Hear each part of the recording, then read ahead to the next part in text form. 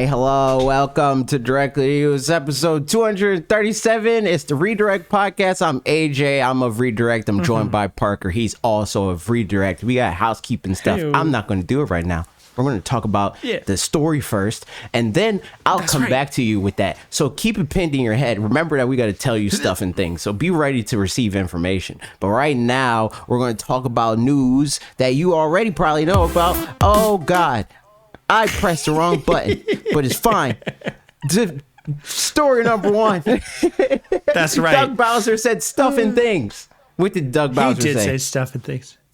He said some stuff and some things. It was a real cool time.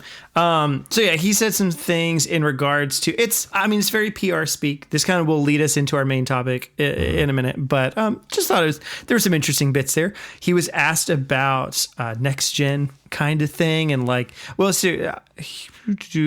question was, when is the next Nintendo Switch coming out? What kinds of features or new capabilities would you like to see? That was the question. And he said the following. As we enter the 7th year for the Nintendo Switch, sales are still strong. I think we still have a very, very strong lineup coming. As Mr. Furukawa said recently, we're entering uncharted territory with the platform. It's exciting to see that demand is still there, so nothing to announce on any future console or device, but we are still feeling very bullish about the Nintendo Switch. I should be careful about what I personally would like to see in a new Switch, in parentheses, so it's I guess that means the sentence actually ended there, and that's and that's them contextualizing. Yeah. What I would personally like to see in a new Switch, but what I can share is that one of the reasons that even going into the year 7, we feel very confident that the Switch can have a strong performance over the next few years is that it is still truly that unique device you can play in a variety of ways, at home, on the go. One of the things that we look at always is how we can surprise and delight. How can we introduce new, unique ways of playing? That's always in front of our mind. Words, It's true. Words. It's true. Words. He said a whole lot of nothing. I find it funny that question in the first place was not, what are you doing with your next console? But rather, what are you doing with the next Nintendo Switch? Yes. Agreed. And that's especially why later, I should be very careful about what I personally would like to see, period. And they included in a new Switch. Because that, I think, nothing's to say. I mean, I would like it to be, Switch basically, but stronger, blah, blah, blah, blah, blah. But there's no it might guarantee. Not be, Yeah, there's no guarantee. No guarantee at all. At all. And so that's, a thing. Also asking what kind of features and capabilities would you like to see? Obviously, it's just funny that we, obviously everybody wants a scoop. This is part of what's funny to me about this. It's just he's not going to tell you. I was play testing it yesterday with the R&D lab, and the guys, they've really pulled it out. They're going to give you 4K gaming, 120 frames per second. You can hold Mario's hand. It's great. Yep. It's just a silly time. So it's the things around what he's saying, there's some interesting tidbits. I feel like him mentioning that they have a very, very strong lineup coming. That could mean a number of things, and he feels pretty confident about that. So I'm curious what that means. If that's if they are just talking about Advanced Wars plus obviously Tears of the Kingdom and Pikmin 4, is that the very, very strong lineup? Or obviously Tears of the Kingdom, yes. I think every time I hear that, they're not, when they say they have a strong lineup, most times they're talking about for them. They're saying broadly, we have games that a lot of people are going to want to play. They're not saying we got a lot of games that the gamers are going to want to buy. You're buying 7 more games this year. They're nah, we have a lineup that will guarantee that most of our active user base is going to buy something. That's a strong lineup for them. Whether that does mean that they have more things to announce or not, just them having Tears of the Kingdom is enough for them to say they have a strong lineup, because it is objectively true. That game will sell 20 million units, which is more than some studios do in their lifetime, Yeah. So it's and the other thing is in terms of, I think he said some interesting stuff here. I just don't think it confirms or denies anything in regards to new hardware, because even that, you could read it as oh, they have a really strong lineup coming, they just haven't announced things, that means that, next gen is until, what I mean? Yeah. It means there's like more new games coming, next gen's further out than this, that, or the other. Sure, maybe, and also maybe it like they'll still release games cross-gen or for the Switch and it's backwards compatible. And it's like, there's really anything's possible at that point. And like, I think having whenever next gen happens, it doesn't preclude more Switch games from coming out or anything like that, depending on, what they are and stuff. So it's interesting. I think, him talking about the uncharted territory, 7th year in the console. Sure. Like that's, true, but also I don't remember exactly what I was going to say, so it doesn't really matter. But yeah, there's a lot of things that you can choose to read into this however you want to, and I'll be interested to come back to quotes like this when we do know more in 6 to 60 months from now. 60 who's to say crazy. Yeah, I mean yes, but yeah, but no, also, I mean I'm sure. I think we'll go back to first of all, like we will not go back to this because this is a nothing statement. Like there's so many of these for every generation ever. Yeah. And there is nothing to be gleaned from any time they say any of this.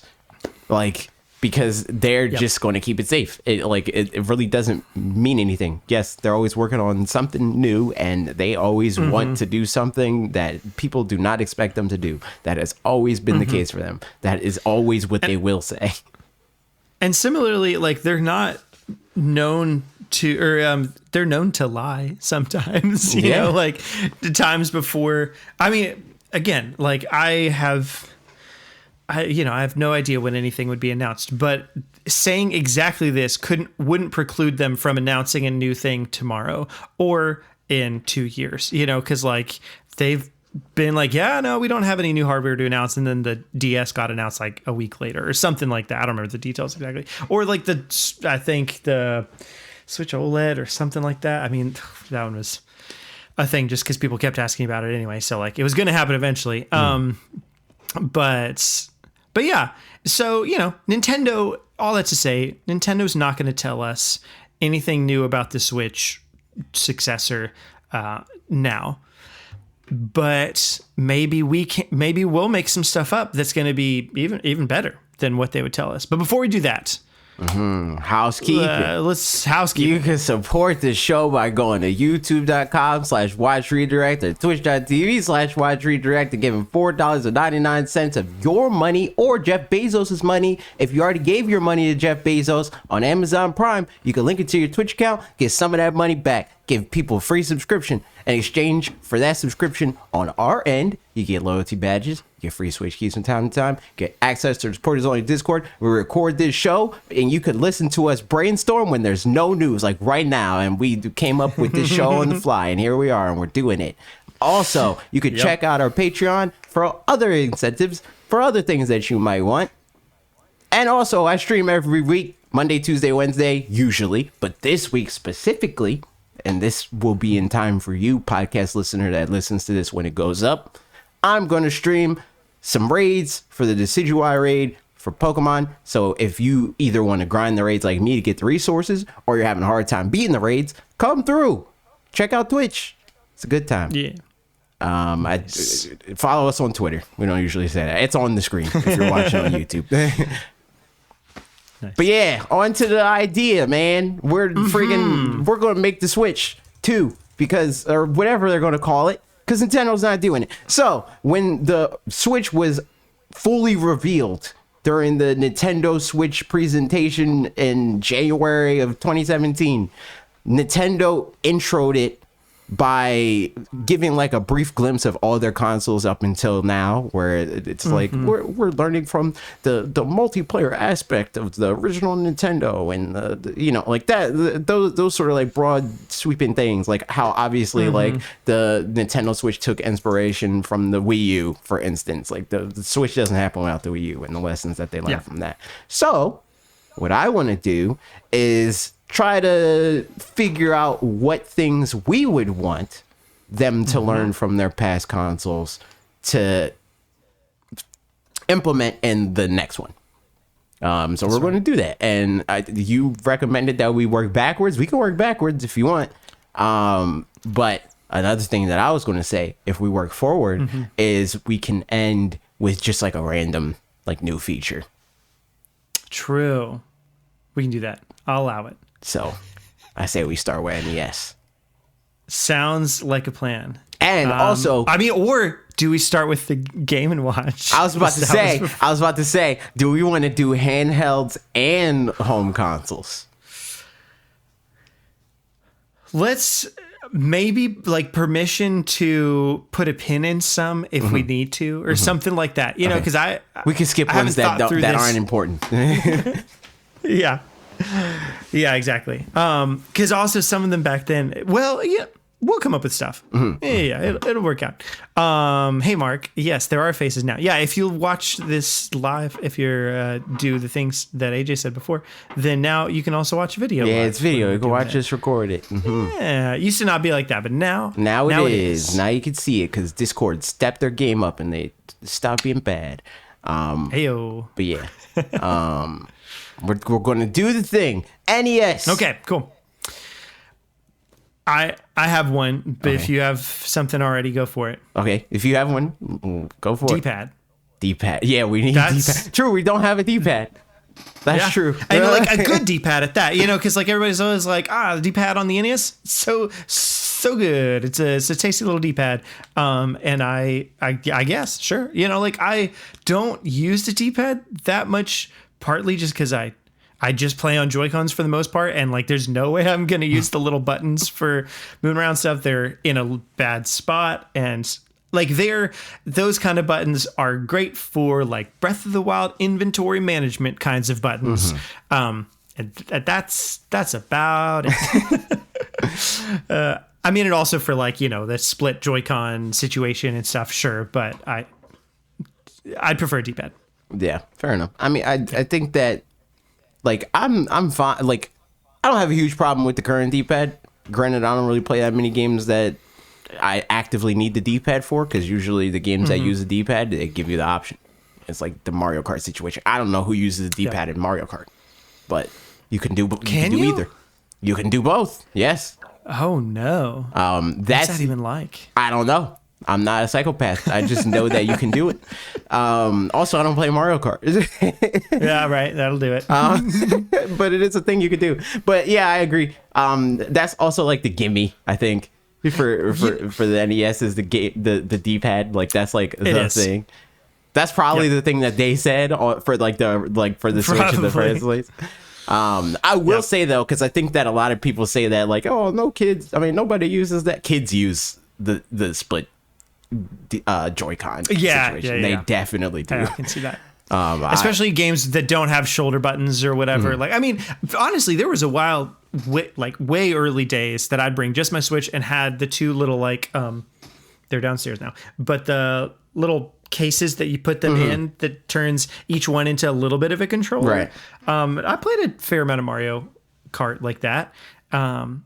Also realized in retrospect, yeah, of course you can use a D-pad for Mario Kart, because like I'll sometimes see like my sister-in-law when she's over and playing Mario Kart, I'll look over and she like holds forward as she's driving, which makes her kind of like wibble wobble a little bit. And I was like, you don't have to do that. And she's like, oh, but it's old habits die hard. So she still does. And it's funny.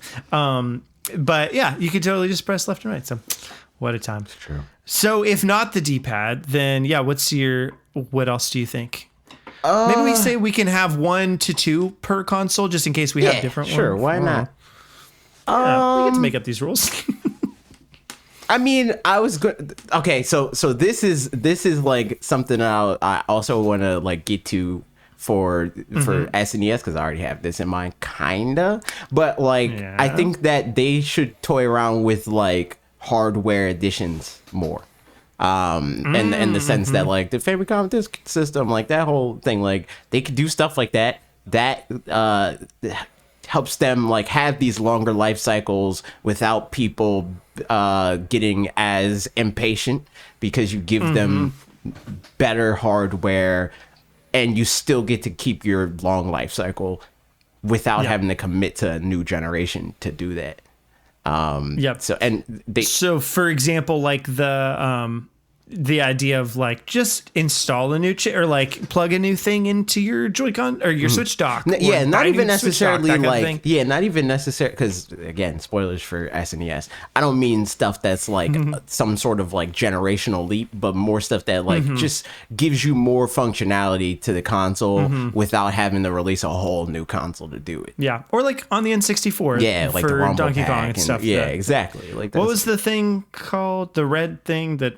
The expansion pack? I don't remember. Yeah, I guess it was just called the expansion pack. That's expansion pack. That guy. That's what it's called. Yep.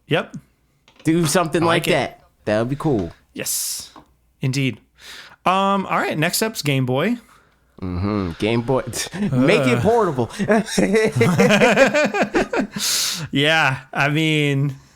So here's the reason I wanted to go backwards is because like hybrid is really important to me. So I'm jumping the gun a bit for that.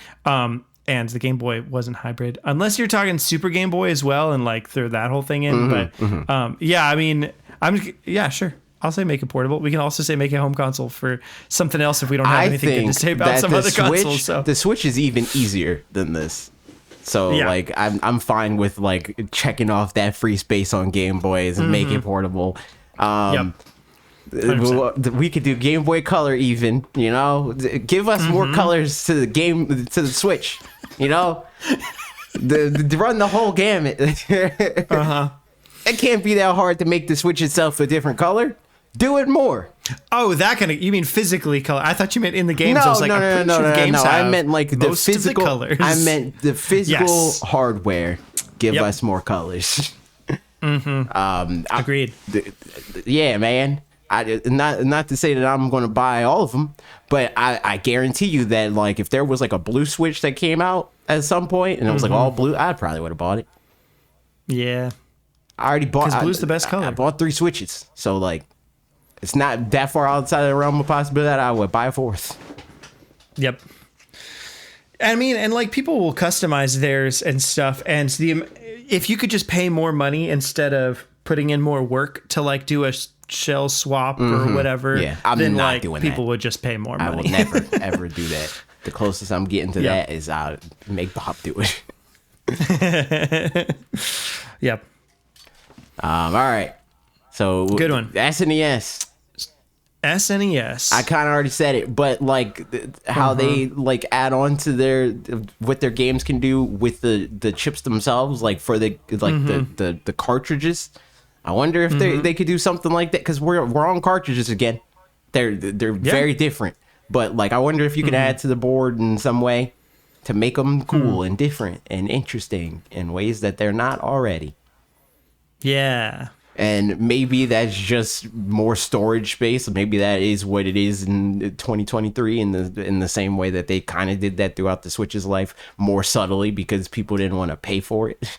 But I think that there is room to, especially if they stay with cartridges specifically, there is room to expand what's possible through the software as well if you do it on the cartridge itself.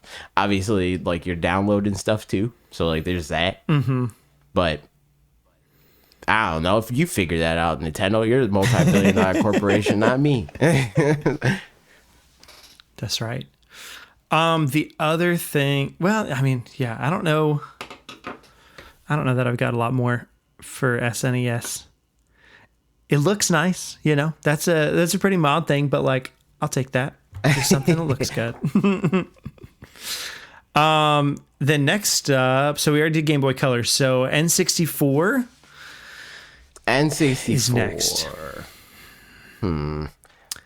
N64 like a 3-pronged controller, I think. No, don't do maybe that. Games where you have to use 2 separate controllers if you want the optimal experience at the same time. This is a bad console. Just don't do this one.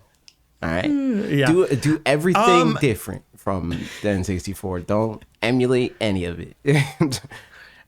I'll say, I mean, expanding the intention that it had to, today's standards. just continued focus or like more focus, you know, like multiplayer games. I mean, there are already plenty of multiplayer games, but like as we've seen in a bunch of them, specifically like Mario Strikers and whatever, there's always like a monkey paw situation with it, and they don't really think through the whole multiplayer experience of it. Whereas I feel like on the N64, it was like, you know, much more of a focus. Because it was, and it was like if the game was going to have multiplayer, then that multiplayer would be achieved correctly for what it was trying to do by and large. So I feel like, you know, that bring back that kind of mantra and motto. Fair enough. Yeah.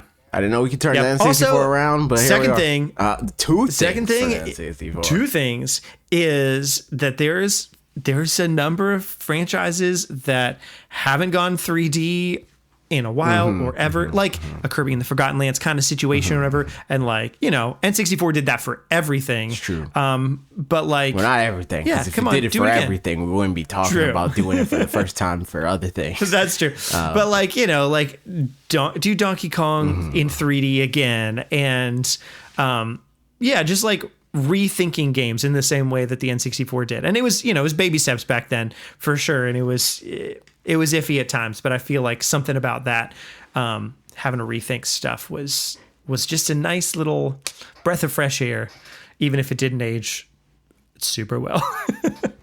Fair enough. There it is. Two things. Two whole things. Two All whole right. things. The Game Boy Advance.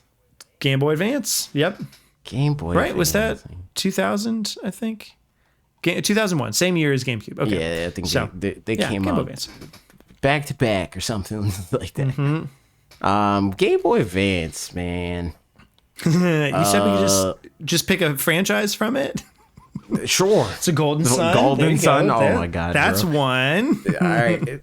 Golden Sun. Sure. Yeah, there you go. That doesn't have to count as one of them. That's just a little. I mean, hey, it will help happy the guy. video do better if they announce Golden Sun. So, like, go for it. It's true. I mean, not that it's not already doing good, but it will do better. So, sure. Nice. Otherwise, though. Oh, here's one. Backwards compatibility. True. Like already the other Game Boys had that, but this one is a whole has new, a completely different cartridge. Yep. Yeah, backwards easily could have compatibility not. is a good one. I agree. Yep. True. Also, maybe one where you can press the R button and it makes certain games that are widescreen, makes them full screen, it makes them stretch out and look kind of garbage. We should have one of those. Yeah, they buttons. could definitely do that on Switch Online. I remember playing, like I'd play Pokemon on there, and I would just put it full screen because I was like, yeah, there you go. Or widescreen, I guess. Those always confused me when I was younger. Apparently, still now. That full screen doesn't fill out the whole screen. Widescreen does, and you know, like that. Because it does. Because widescreen was relative to what most people had at the time, which was 4:3. So it didn't fill out the whole screen because it just basically was like cropped in a sense. That's right. Yeah. Versus like now it's the other way around where most screens are wide now. So full screen then is not. It's a different thing than widescreen now. Science, man, what a time. But yeah, I would play Pokemon on there, and I was like, man, it's so funny that you walk so much faster left and right than you do up and down. And it was literally just that like the pixels were stretched, but it made it look like you walked faster left, right than up and down. So yeah, what a time. So that's Game Boy Advance. Anything else on that one No. for you? GameCube, get weird again with the franchises. I want wacky, crazy crap like freaking Mario playing against Allen Iverson. Like what? You don't do stuff like that no more. We got the crazy franchise like WarioWare was on there. Freaking like what? Give us more. That's also true for Game Boy Advance. But this generation in general was a lot like they got really weird this generation, and I'm kind of annoyed that they didn't do that with the Switch because like with the GameCube they got weird, and the GameCube was like this unsuccessful thing. Like if you can get weird anywhere, it's on the platform that has 120 million people, you know, like yeah, exactly. So do it this time. I remember making a video several years ago at this point about exactly that, and it still is baffling to me that they like never quite did that. Like it feels like I don't know, like I would expect when they have more money and they have more bigger install base, like that's the point where you get weird. Yeah, but sure enough, it's more when they're like just throwing everything at the wall. You know, that's when like Splatoon comes out, which is kind of weird a little bit.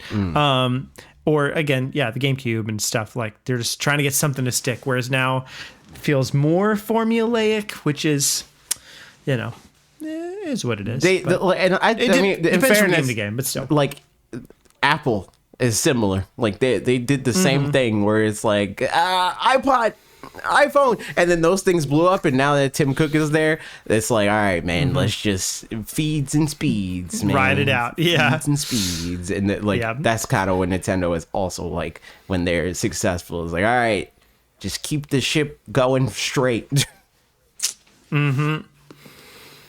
There but is. yeah, get weird Mark again. said, "Give me a big old A button." Please no. Controller. All right. Yeah. So there you go. DS. Next up, DS. Yeah. 2 screens. Why not?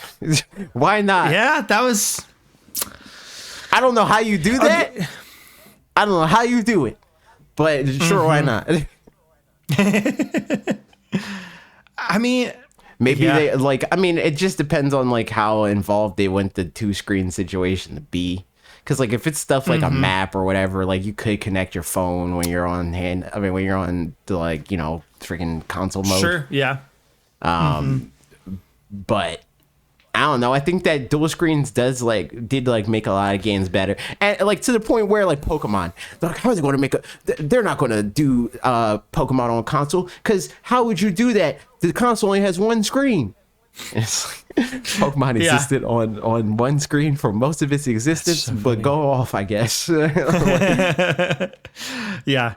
No, I mean, I think it's one of those things where like I don't want that to be, you know, an essential, you know, like with the Wii U where it like holds people back from making stuff. Yeah. I don't want that, but totally. If there's a way to do it that feels organic and doesn't feel like it's in the way of anything else, and like M. Skelton said, 2 screens for DS and 3DS emulation, like that's the way to get that those was games like the on there. main thing that I was going to bring up, where it's like, it's always weird playing DS on like the Wii U. It has DS, and even that doesn't do DS emulation right. So it's like in the sense that like the screens are like either both like stacked on top of each other, or like it's awkward and stupid. So like maybe what they do is, and I think this goes outside the scope of what this video specifically would be, is they do some sort of like a kind of concept-y thing. You'll see it a lot where they have like the screen in the controller literally, and it's kind of, they handle it similarly to how the PlayStation like touch bar pad thing is, where like it's just about the same size as that. It's how big they can make the second screen, and then when it's not like something that's specifically in use by the game, they can either just turn it off or just, you know, put like innocuous information with like how much lives you have or something like that, you know. But yeah, 2 screens. It'll be cool. 2 screens. The other thing for DS, I'd say this kind of applies for this and Wii and 3DS in slightly different ways, but I'm gonna claim it as DS. DSiWare ish, in that like there's the eShop. There's plenty of games on the eShop. That's not an issue. But it goes back to the whole like Nintendo making smaller experiences that they're gonna just like throw out there. There's a lot fewer of those than there used to be, and you know, also very much there's a bunch of this on 3DS, like I said. So but like the $10 games, the, you know, Box Boy kind of situations, we had one of those on Switch, and then they, you know, like published a couple of indie games basically with like Good Job and the Stretchers and stuff like that, but not that many. And they used to do just a whole bunch of.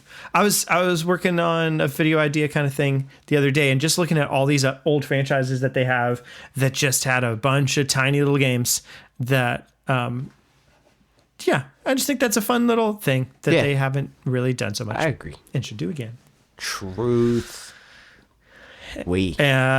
The Wii. Oh, we did skip Virtual Boy for what it's worth. Do you want to use that as a free pass for something, or we're gonna make it VR, I guess. Again, like the dual screen thing. If there's a way to do it where, I mean, it's like the video that I made, whatever. But if you could just make it and make it non-invasive at all, and it's there if you want it, cool. Have a good time. True. There's that. I don't know how you do that with VR. I think it's pretty easy with 2 screens. But especially if I feel like it's easy with VR, honestly. Like, I mean, honestly, like, to me, it's like the Labo VR kind of thing, where just as long as the console is strong enough to do all I just more so mean things. I don't know how you do that and make it like a feasible thing for developers, because either everybody has it or nobody has it. It's way easier for them to just put like a pretty decent screen on all the the controllers that come with the either on every Pro controller or every controller that comes with the console, and there you go, everybody has a screen. So if you want to use it, go for it, but if you don't have to, and it can be done in a way that's not like, it doesn't take a lot of brain power on the developer to figure out what do we do with the screen, but it also isn't something that like the user feels like this is wasted space or whatever when they don't use it. But for VR, it's like, do you make people pay more to all get the headset when there's literally people that will not be able to use it at all, like physically? Or do you make it an accessory that like developers have to roll the dice on whether people are going to buy into it or not? Yeah. I mean, I think it's kind of like a Ring Fit thing where like everybody who wanted to play Ring Fit, they've got a Ring-Con now that's just sitting around, or they're using it or something. Are you going to do that with every game? I mean, I think, maybe the launch game or like some flagship game or whatever has the holder included, but like everything else is just the hardware, it's the screen and your Joy-Cons or whatever it is, and so that's really all it is just a thing to hold it in. You could buy a third-party one for $20. I don't know, whatever. So like the flagship game has it packed in, and then otherwise you can just get one if you want to be able to access all those games, or they're games that like you could turn the VR part off and they're just on, do them on the TV. I think there's other things that do that as well, but like, just make it to where it's an accessible accessory for anybody who wants it. But other than, if physically that's going to be an issue, then making it so that you can still play that experience just on the TV without any VR, something like that. Like turning the 3D off on the 3DS kind of a thing, which like it would probably hamper some games, I'd imagine, where like, Super Mario 3D Land, I'm pretty sure there's a bunch of things where like without having the 3D on, it's kind of just worse, but you can still play it, so that kind of thing. Fair enough. I don't know, but I don't care that much. I just think it's an interesting idea, and it's like it's right there. Depending on how things shake out, it could be just not that much trouble to include it. But I'm not that excited about it personally. I just think it's interesting to talk about. But nevertheless, the next one is the Wii. Give games. Give me that back. You can't you can't give games on the Switch. I've thought that a lot of times. Yeah, like what the heck? How could you do that that on the Wii? Yeah, you could do it on the Wii. Because they were like, there's a bunch of grandmas on here. So like either people, grandkids will be like, Grandma, you should play this game, or the other way around. I don't know. But no, I mean, in general, that's just a cool thing that is fun. I don't know if there's anything else. Bring back the me. Make the me. No, I'm not making that joke. Bring back the me, though. Yep. I'm trying to think what else. I don't know. I mean, like, I still want it to have motion control gyro stuff in there, you know, but it's not a bringing a thing back. It's just continuing what's already there. So I think that's assumed that it's going to be there at this point. Yeah. So, you know, That's why I didn't say anything about it. yeah, exactly. But yeah, it's gifts. Yeah. Good one. Nintendo 3DS. This one's probably the hardest one, low key. Themes. I was about to say themes, I guess, but also no, please don't. Themes. Like, if please do. somehow they're going to do themes and it doesn't make the experience more clunky, sure, why not? Yeah. I guess. But if it makes it clunkier, Yeah. no, don't do it. I can't imagine at this point. You're like, good. with You say that, but the OS on both the Xbox and the PlayStation are not nearly as snappy as the Switch, and they are Yeah. significantly more powerful. So I think that there is a cost to it. There is always going to be a cost. It just won't be as bad. I wonder how much that's just the themes kind of thing versus it also being like, because on my Xbox Series S, we don't have a theme on it. I don't think, whatever the default thing is, but like, obviously I think it's trying to load up like all of this stuff on the homepage where it's like games you can buy and ads and blah blah blah, like just a ton of stuff. Whereas on the Switch, like I think it'd be great to have just the Switch basically as it is now, like pretty bare bones. It's some icons, and then the games that you've been playing recently, and also a picture, or something like that. But yeah, Again, I mean, I'm here for it if it doesn't cost anything to the usability of the platform. I don't mean money. I mean yeah. yeah. I mean performance cost. I wouldn't even mind if when you select the theme, I mean, they're not going to do this, but when you select the theme, it'll be like, this might slow down the thing by a little bit or whatever, and then somebody's just like, okay. But if you're not using a theme, then it doesn't. Or just like, yeah, there's, get to pick more colors than just white or blue. I mean, white or black, have like a slider where you can choose blue, for example. Yeah. But I don't know the technical stuff behind that. Like, I don't know if they're like specifically choosing to not, because there is some sort of cost to using other colors than that. Yeah. But like how dark mode specifically, like that uses less power. On like hardware that actually has dark mode like implemented. I don't know if it uses less power on the Switch specifically. I would assume so if you have like the OLED. Probably. But like stuff like that, like, yeah, I just want the console to work better. But like if they do it in like a Apple kind of way where it's like turn off this kind of animation and blah blah blah. But again, I don't know if that costs anything. Like I don't know how much of the hardware that impacts. Just being able to have that option. So like. And in a world where that doesn't affect the usability of the console, I am here for it. Yep. Otherwise, I mean, continued, idea of the like smaller games thing from the DSi and put cameras on it. Give us cameras. Yeah, cameras are nice. So there's that. Yep. Wii U. The Wii U is hard because The Wii U is hard. They already did it, We already said 2 screens, so they can't really do that. How about this? They need to have somebody that comments on nice water. Oh, Miiverse. How about that? Bring back Miiverse, dude. Yeah. Was there any kind of like rating system on games or something along those lines in the eShop in this? Yeah. Because I wouldn't mind something like that. Yeah. I just think that's a fun little interaction-y thing. But Miiverse, though. Give us Miiverse. It would be cool. Yeah. Miiverse was dope. Yeah.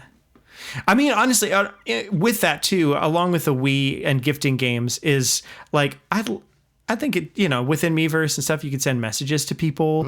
I think it's fun for some reason to like see AJ come online and just within this, instead, I'm not going to like tweet, DM you and be like, you're playing a game or whatever, but something that just like, like some sort of like to best friends only, you can send each other like a little emoji or something like that, Something, those kinds of Definitely things. got to be able to curate that for sure. Yes, for sure. I'm here for it. Hence but the best friends curation. only Yeah. Mm-hmm. Yes. But yeah, I'm down for that. I think Miiverse was sick. And they were ahead of the curve on that for sure. AJ, use tilt controls, Parker. Nice. Yep. Make Procon with sticks up top. Oh no. Mark said shop music channel. Yeah. Or shop channel music. Yeah. I think that I think that makes stuff. It feels tacky to me personally. I don't care about that much. Like I know a lot of other people do. I do like I mean, I don't know how fast the eShop was on the Wii U, but it was real slow on the Switch. Yeah, it was. I would have imagined, yes, more of the same. The Switch is blazing fast in comparison in every way imaginable.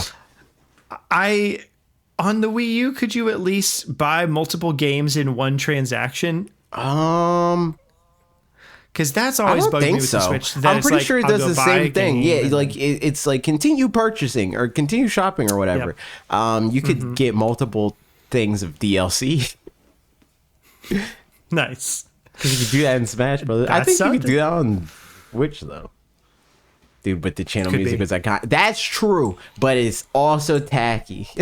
Like if every time I open the App Store on my freaking iPad or iPhone or anything, it played music, I would never open those ever. It's giving MySpace. It's giving going to somebody's page on MySpace, and I don't need that in my life.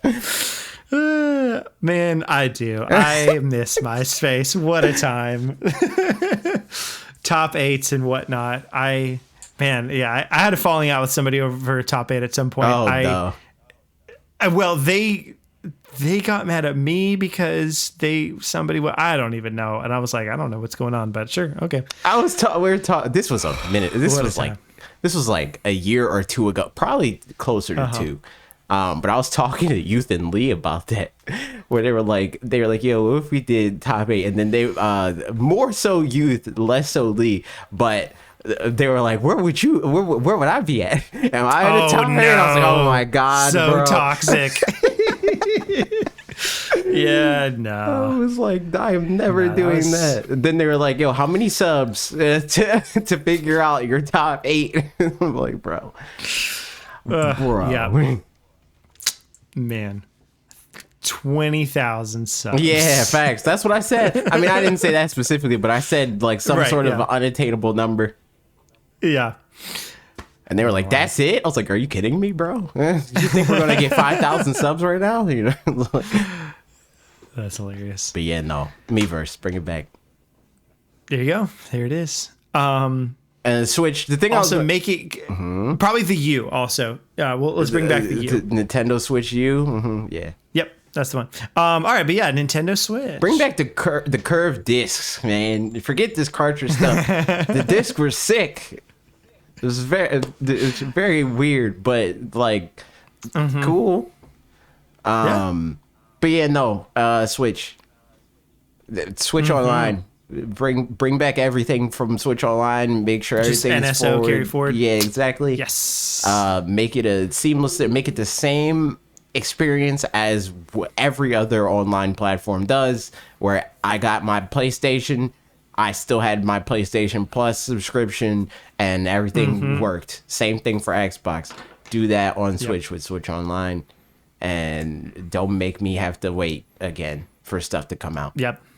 Just let it happen, you know? Agreed. Yeah. I cannot imagine that won't be the case. Yeah. I mean, they said it's going to be if they mess that up, like, I crazy. Truly would be baffled. And then also, like, this isn't a Switch feature, but we already said it because the backwards compatibility. Like, yeah. And then that way, with Switch Online, similar concept, because, like, this wasn't the thing for Wii U, where like, or any Nintendo console that had digital purchases, which, like, I mean, important to note that the first one that had that feature at all in terms of like full retail games was the 3DS, and not every game was supported.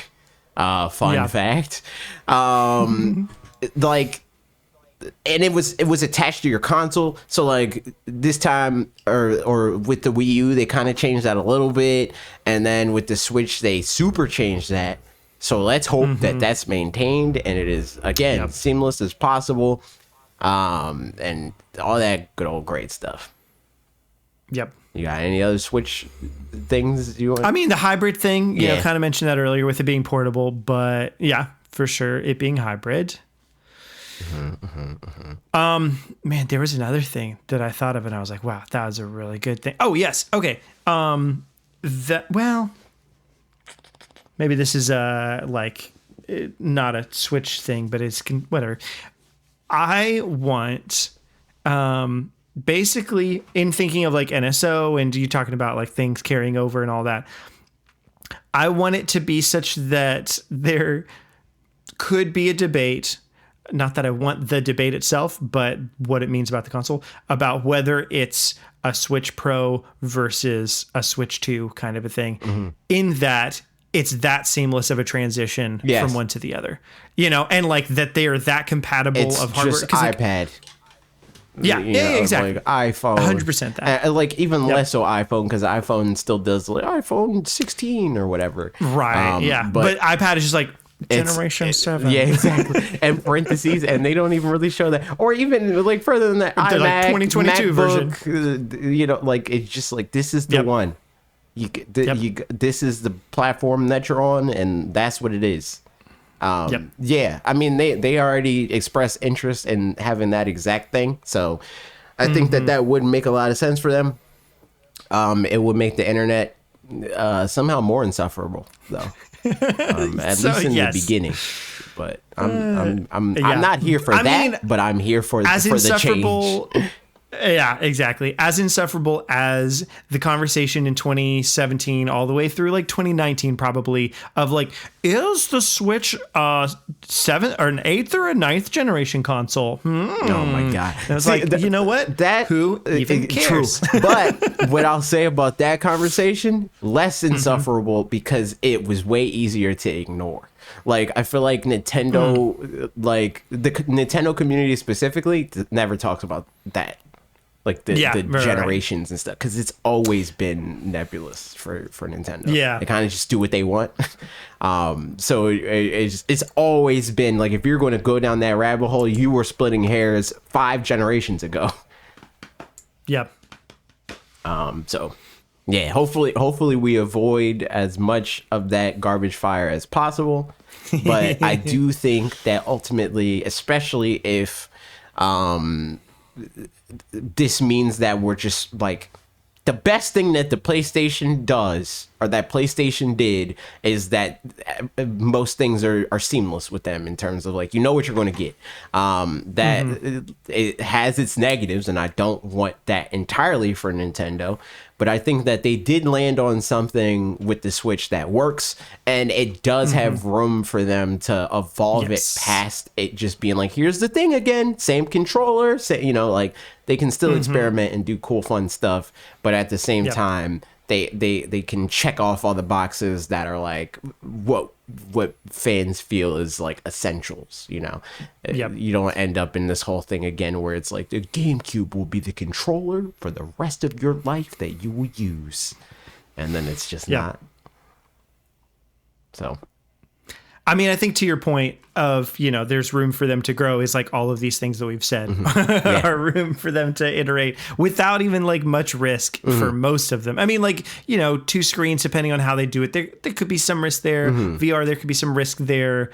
You know, that kind of stuff. But by and large, like that's a lot of stuff where, yeah, it's just obvious improvements that they can make that I think they also would have come up with.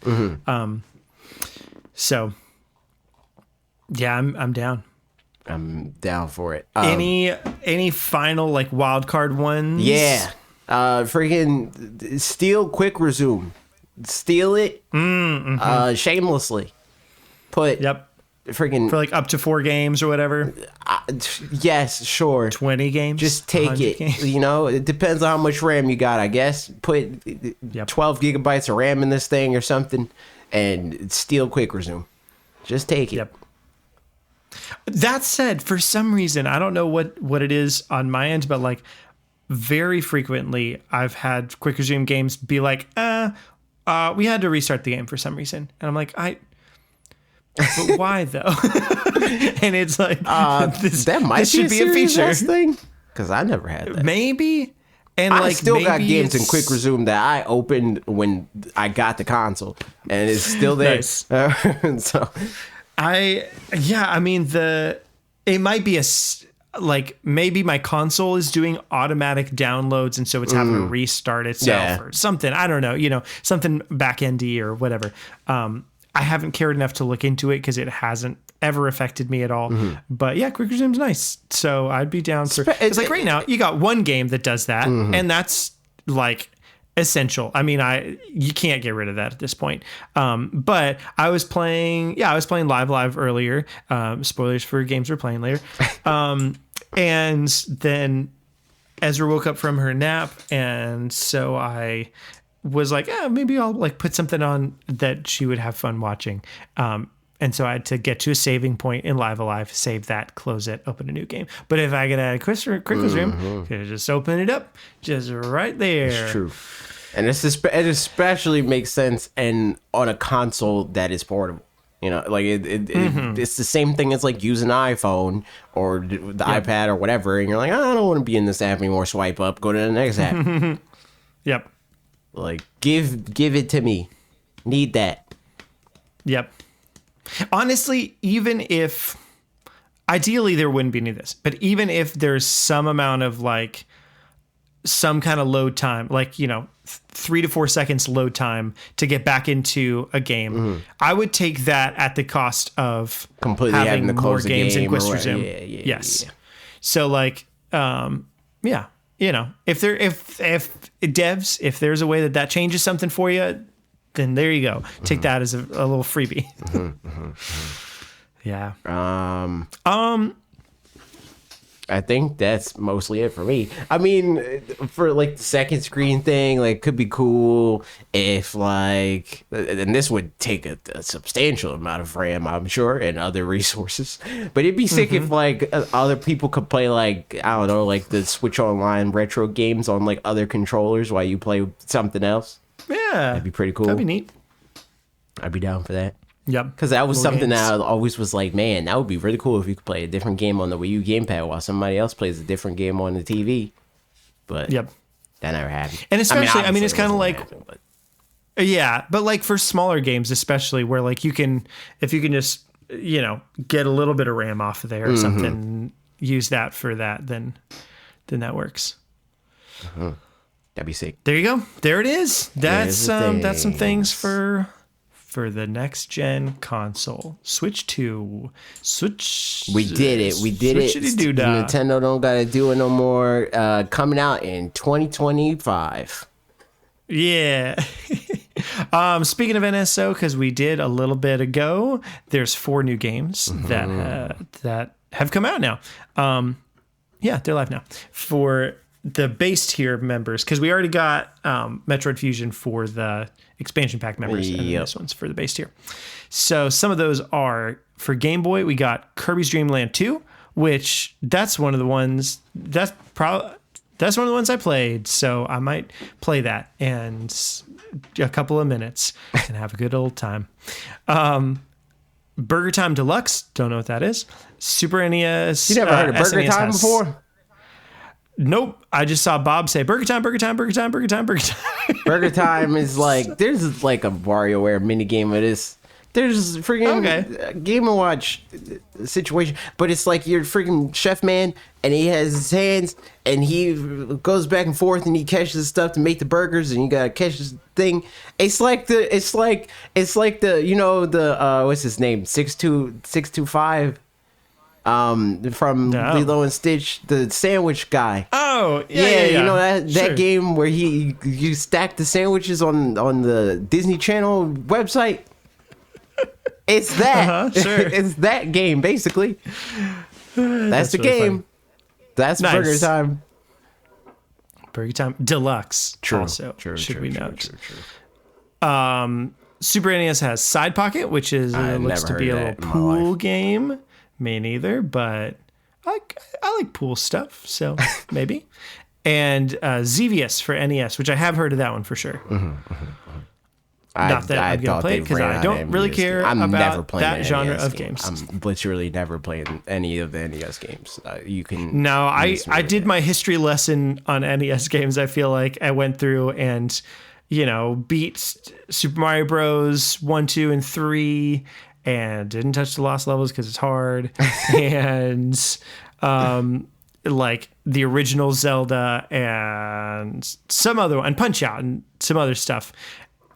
And that's good enough for me. I did that I now generations ago. I did that on the Wii. Exactly. I don't need to do it again.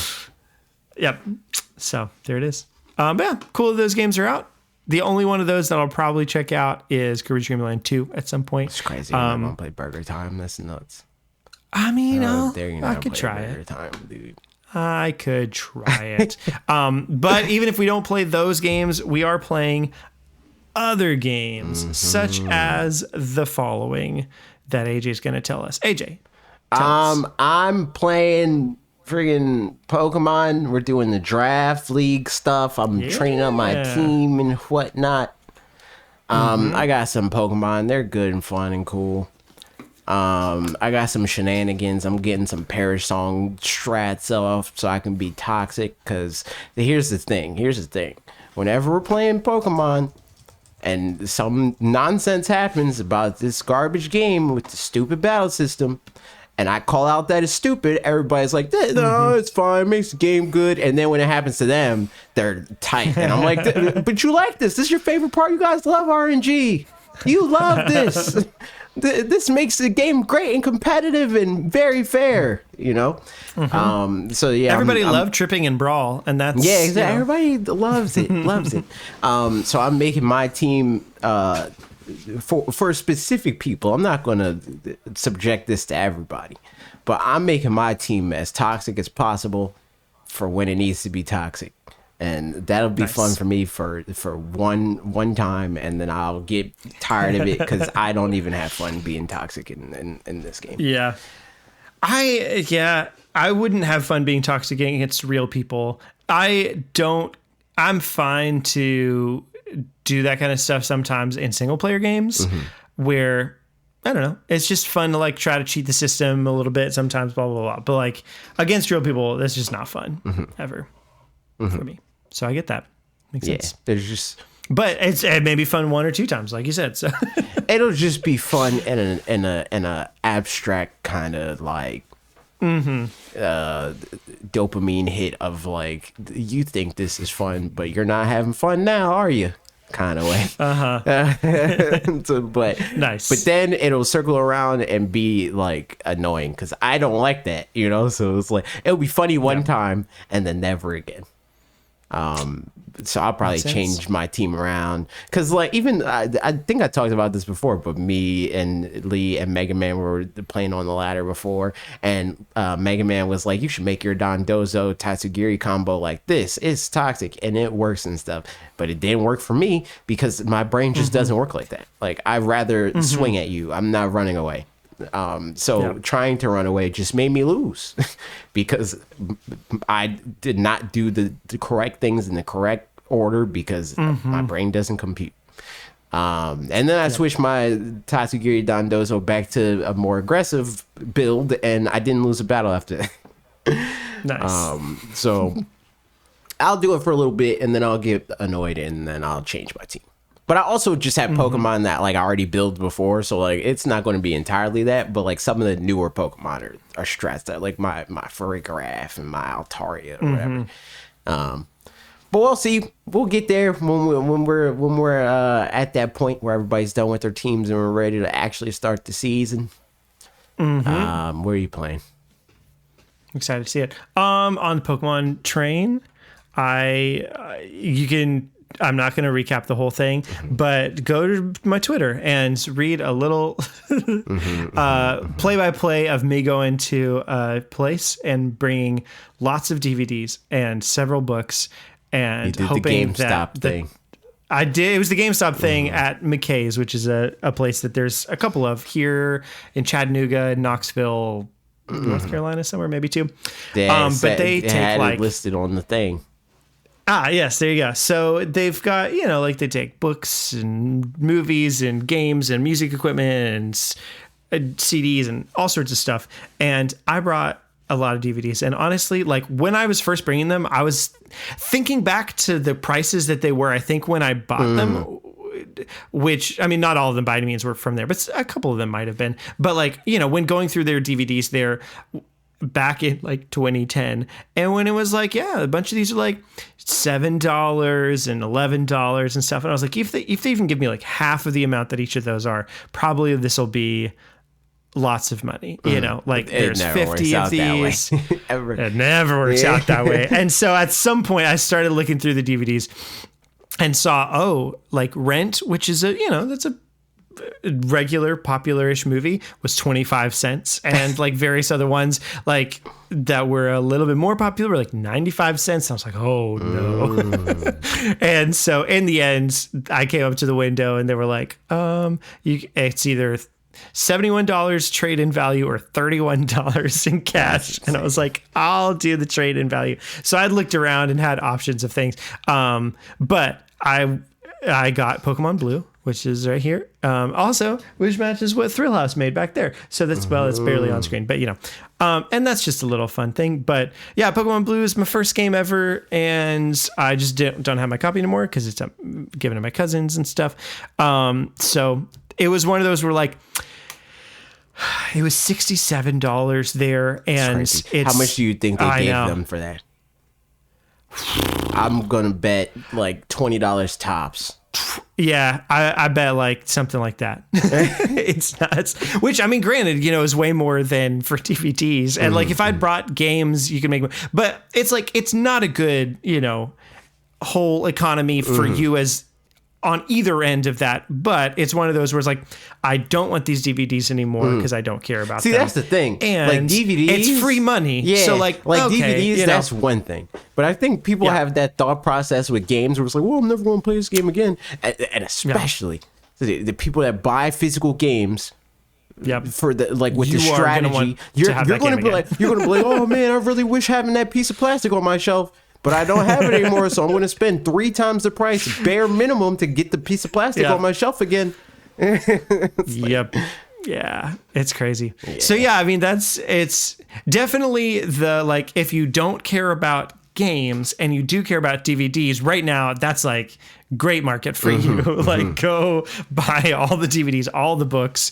And honestly, even if it's just a books to books thing, you do pretty well there. Yeah. Because the books are also really cheap because there's just like, it's just a bunch of books. But it was one of those where like I looked up on price charting, what does Pokemon Blue run for? And the average is like $46 and it was selling for $67. And I was like, yeah, but it's $67 free dollars. So yeah, whatever. It's better than I am not going to pay 46 real life dollars for it. It's just not going to happen. Whereas here, whatever. I got $71. So I'll use most of that.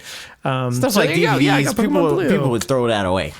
Like you're not watching the DVDs anymore. Like if you still want to watch those movies, I don't have a DVD player. Exactly. You're going to get it on free. You're going to download it, or you're going to watch it on Netflix or whatever. Like that's found funds at that point. Yeah. But stuff like games, like if you're the type to hoard games, just keep them. And if there's any games that are here that I'm like, I am not going to play that game, it's worth a decent amount. I will definitely make more money selling that on eBay. Like just finding a person and, putting in the work or whatever. Like I have 2 copies for some reason of Golden Sun: The Lost Sage, and I don't need both of those copies. So like in theory, I could sell one of those on eBay or whatever and make, I don't know, $35 on it or something like that.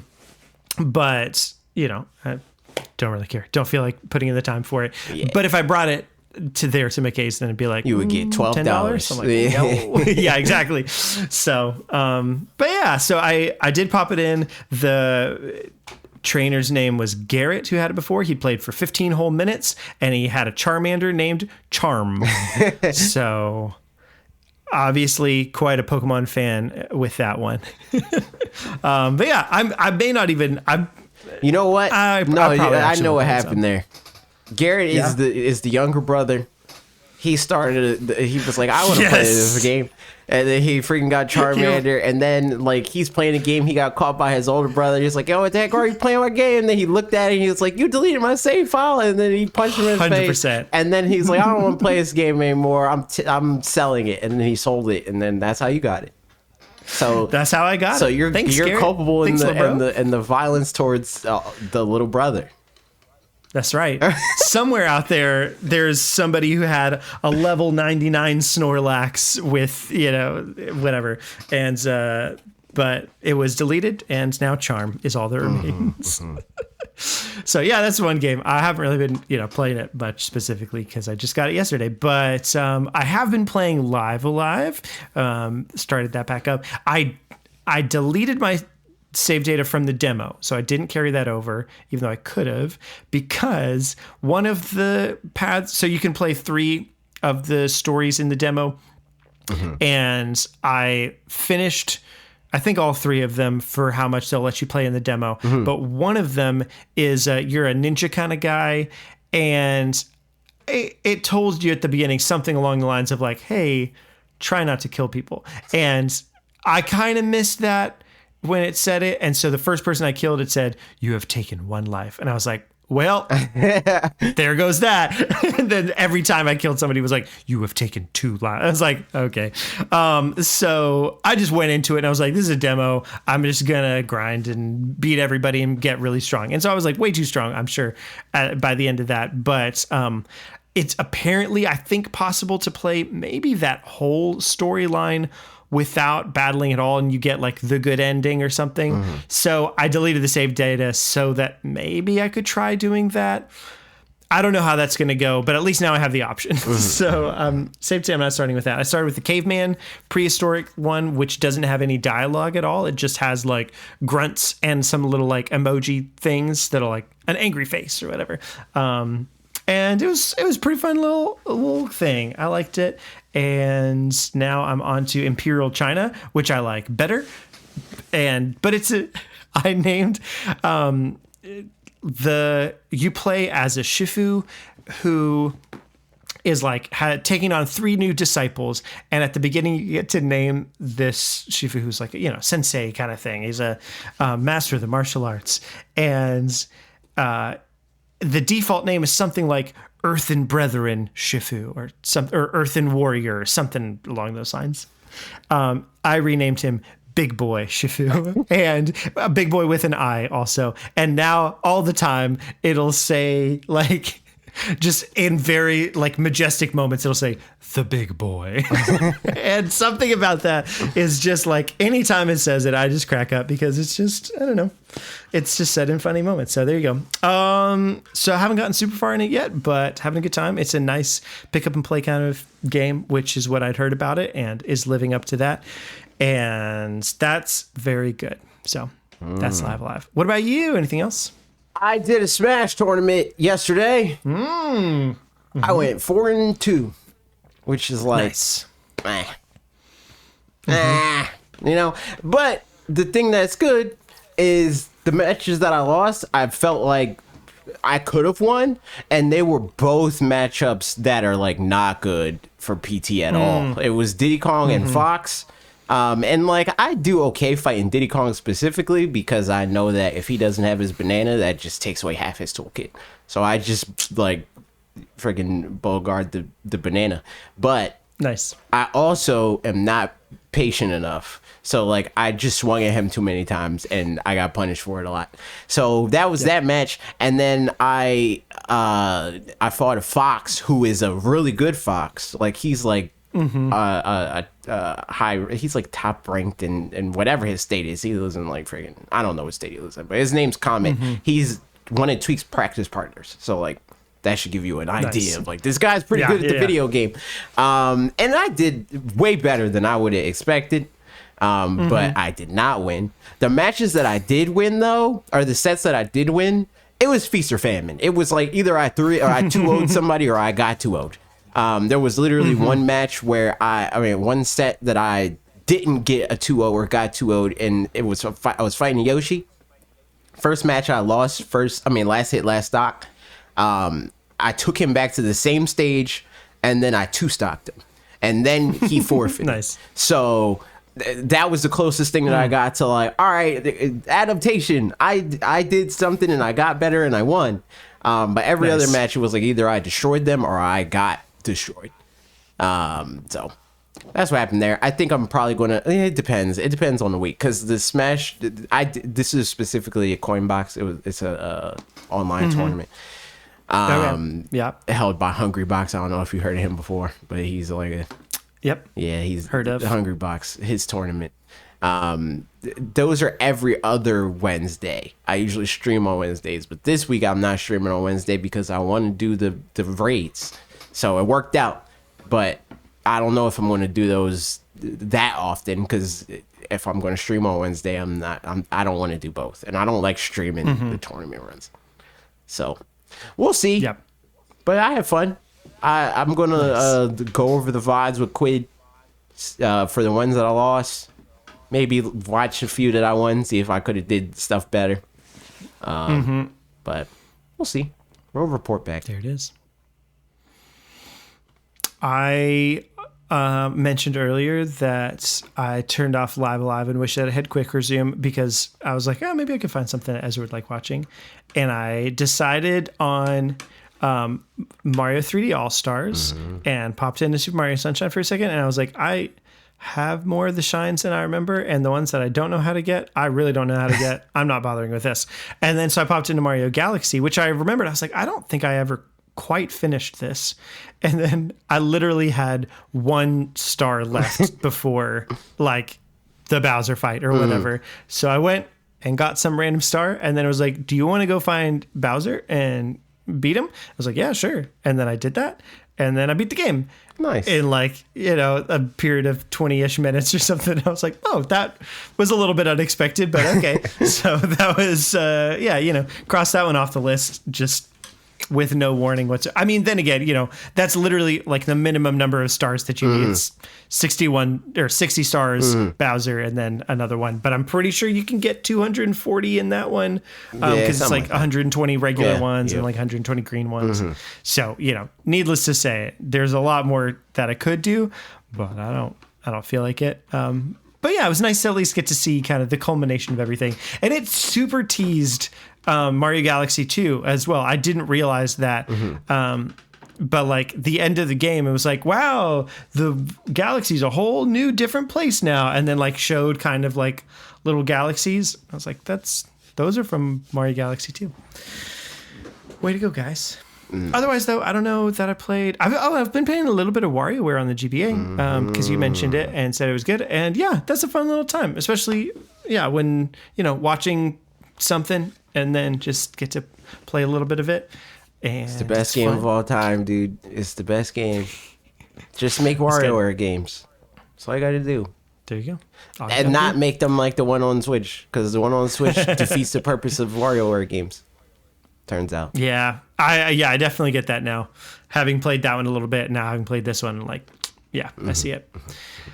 And yeah, play, some Mario Kart, some other stuff, but for the most part, that's, I think, about it for me. Oh, I played that too. I played Mario Kart on stream for like an hour. Because I just wanted to play it. I hated it. I hated every second of it. But I just wanted to play the courses to say that I did, and I did. Nice. Did you have any that you particularly liked or disliked? The Yoshi one was neat.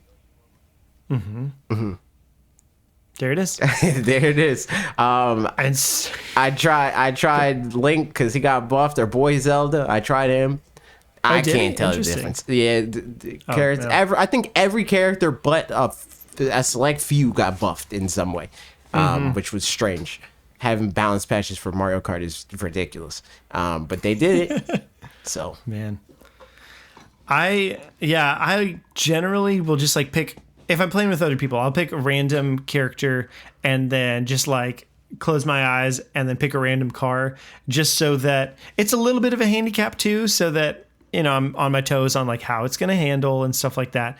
And that's always fun. But then sometimes I'm like, man, things aren't turning like I expect them to. I'm not as good at this game as I remember. And then I'll go back to like Link with the the Breath of the Wild's Master Cycle and the Breath of the Wild wheels and Breath of the Wild thing, which is just like what I used a bunch because that's the thing. I think that's and one of the most annoying things about that game for me, where it's like there's like objective, like these are the best stats that you can get, but you can't do that with every style of vehicle. Like I don't like the turning on regular carts. I like the bikes. And I like the deep drifts and stuff like that.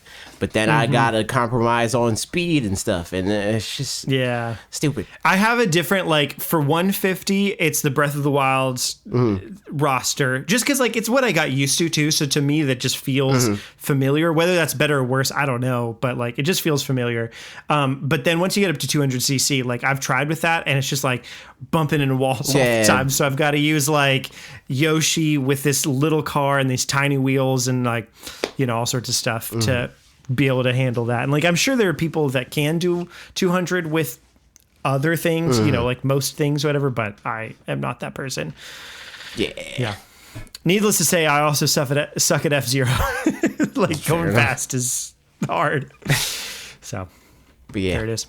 And with that, it's Q&A time. Here we go.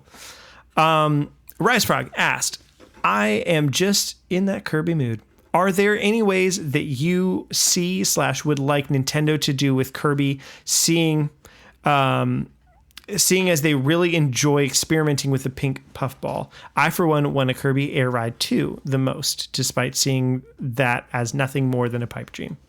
I think Kirby Air Ride 2 would be cool. I mean, the thing that I want the most is for them to just keep on the track of Forgotten Land, like expand on that.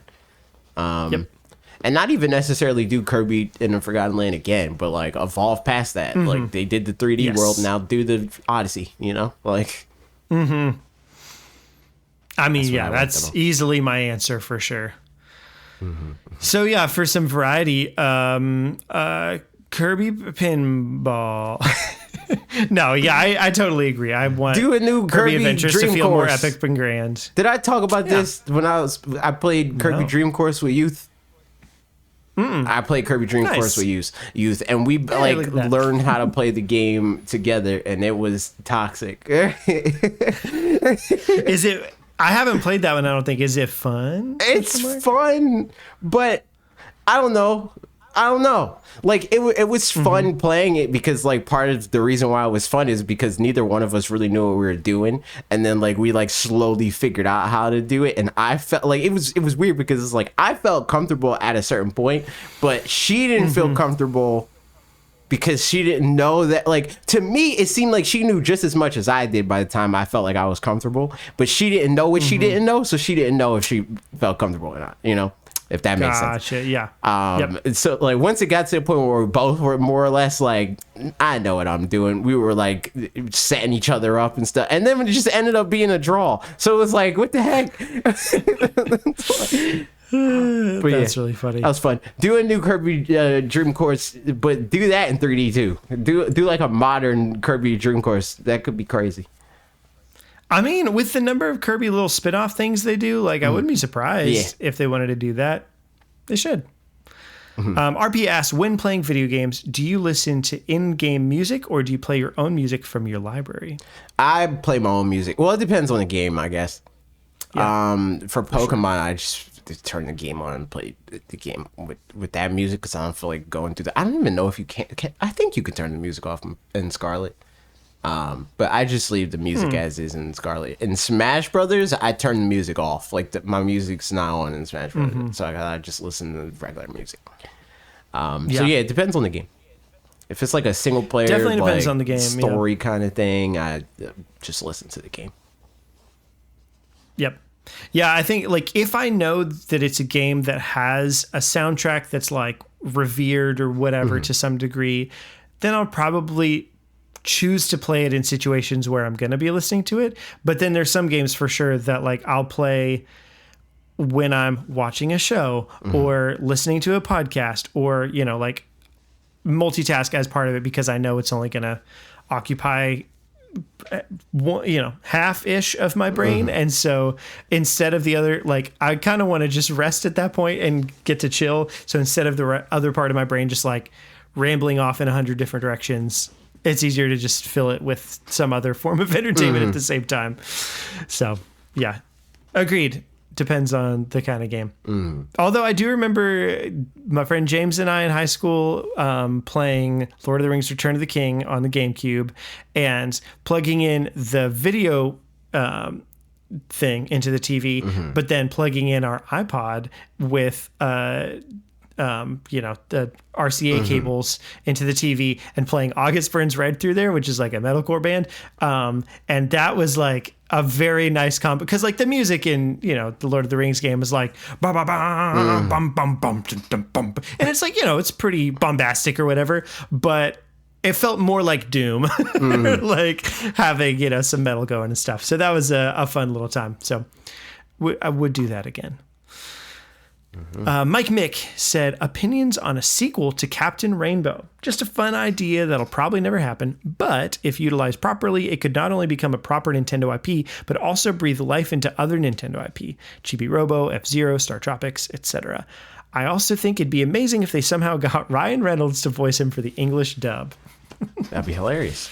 That would be I don't great. even know. I've never played that before. Have you? Yeah. I've never played. The only thing I know about it is I think John Cartwright made a video about it, and I watched that, and it just goes through how kooky it is. And yeah, that sure enough, it just is a game that like uses lesser known Nintendo IP and it kind of explores them a little bit, but like in weird ways. Platformer? It's like a. It's like a 3D adventure game kind of thing. I don't know. I only have like little tiny snapshots like in my Hearts head. at home, but for Nintendo, and I'm here for it. Yeah. But if that's not what it is, make that. Do that. Yeah, it's kind of like isometric Captain 3D. Yeah, it's like isometric 3D. I'm looking at a screenshot now, and this is basically what I remembered. Where you, like go around little islands or whatever and meet people, and so it's not as like something as Kingdom Hearts, like not as fleshed out or whatever. But yeah, I could see that. Do that. It'd be fun. Make that the new I'm one. down. Make some sort of like friggin' Smash Bros. Brawl story of the world imploding, and you got to team together with Olimar, Fox McCloud, friggin' the guy from Xenoblade Chronicles 2. Or I mean, it really is just like only, the premise is that like all of the big franchise people are busy doing their other things. You gotta and everybody else is like Nana. Friggin' yeah, exactly. Like they're, you could be meta with it, why not? But like, oh yeah, they're all busy doing their own adventures, and like, yeah, we didn't get invited to this Nintendo Direct, so we're going to sabotage from the inside. Yeah, feels a little WarioWare-y in that way, I guess. So that's that works. Good thought. I like it. Lucha Boy Toy asked, if you were each tasked to preserve video game history for a library, what would you preserve? You can select 3 video game consoles, 5 video games, and 4 controllers with the intention for them to be playable to the public, not display. The Wii. I got a specific, like, when I say the console, I can only pick one game, or I pick 5 games from that console. I'm going to say it's 5 games across the 3 consoles that you pick. Question mark. So the Wii. The Wii Sports Resort, I guess. Friggin' Switch, obviously. Yeah. Smash Ultimate. Gotta do it. Breath of the Wild. Yep. What other game? What? Part of me wants to say Animal Crossing for the just true. like Yeah. I mean, that's something. kind of why I said Wii Sports. Less because it's a game Yeah. that I want to play forever, more because it's just an important game. Yeah, right. That I think didn't age like dirt, which is also, I think, an important side of it, or should be. Yep. So what? That's you said That's four games. So we have one console and one one game left, console. so I guess- DS, 3DS. 3DS. Yeah. But what DS game? I mean, or maybe you do like SNES and Super Mario World, True. Could do that. you know? Yeah. I'm down for that. And then for controllers, I mean, I guess Wii controller, Pro controller, the Super Nintendo controller, and because that's the ones that you need for those The ones. GameCube And, controller, I guess. Yeah. I suppose. Mm-hmm. Begrudgingly. Also, can you just count NSO as one game? Thank you. We'll do that. Thank you. Nice. Good list. Last question. M. Skeleton asks, what is your favorite Game Boy Advance game that you don't want to play for fear of finding out it's bad? To all of them.